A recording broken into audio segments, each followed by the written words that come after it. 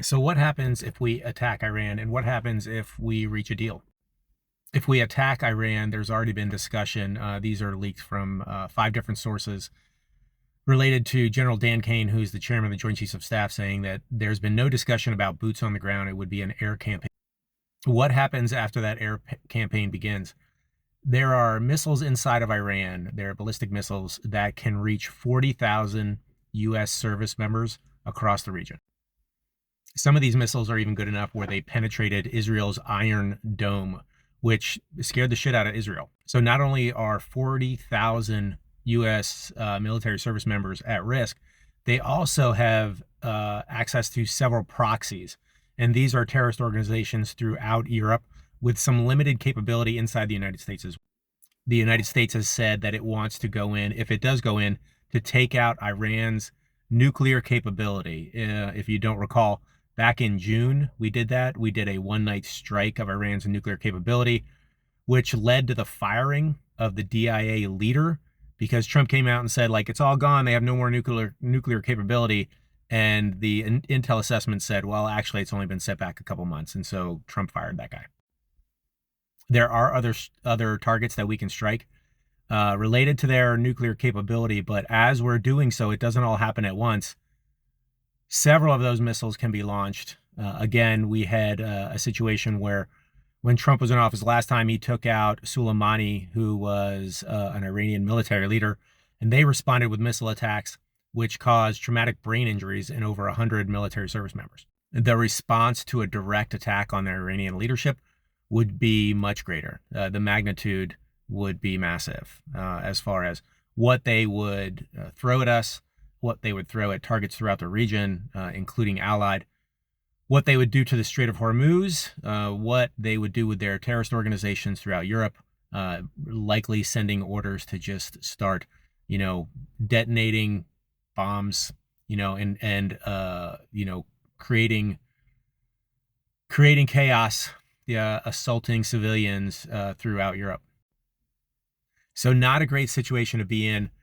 Those same sources that I mentioned before, the 5 different sources, have also said that General Dan Kane has expressed reservations about the risk of doing this and also what could come next, because there doesn't even seem to be a concept of a plan. Shocking, for what comes next. If we do take out Iranian leadership, who is then next in line? Are they better?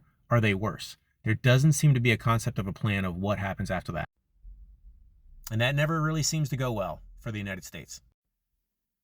So let's look at the other side. What if Witkoff and Kushner, who are trying to make a deal, what if they make a deal and it comes down to probably what they prefer, where they get monetary benefit through oil and gas, leases and rights, through mineral rights, you name it. What happens there? The Iranian leadership stays in place. Witkoff, Kushner, Trump, oil execs, mining execs, probably defense contractors if there's an arms deal made, they get a lot richer. You and I see nothing out of that. The people of Iran, those protesters that Trump said that he was going to go in and rescue twice, and it created this mass onslaught of protesters who were then killed, potentially up to 36,000 people. Nothing for them. Same leadership there, suppressing those people. But the rich get richer. So you have one situation where you put 40,000 U.S. troops and, probably hundreds of thousands of civilians at risk from ballistic missile attacks as well as terrorist networks, or the rich get richer. So this is the kind of situation that the Republican Party, a la Iraq, and Trump like to create. There's no win for you and I. There's no win for the people of Iran, right? There's big wins. There are big wins for billionaires and, potentially the Iranian leadership, senior leaders. So that's the situation that we're in. Vote out every one of the fucking current Republicans. Everyone, maybe a couple exceptions, like 2 or 3. Vote out every single one of them. They could pull all of Congress, the House, could pull war powers back, and they've chosen not to, as we saw with Venezuela multiple times. They've chosen not to. They have chosen to let this guy do whatever he wants. And it's long past time that Congress did their job, which is to have war powers, because they represent us, not the billionaires, not individuals who just want to use the military as toys and put them in harm's way. 40,000 service members in harm's way. So, and watch them. They're going to stand up and cheer for it. They're going to stand up for cheer for it at the State of the Union. Yep.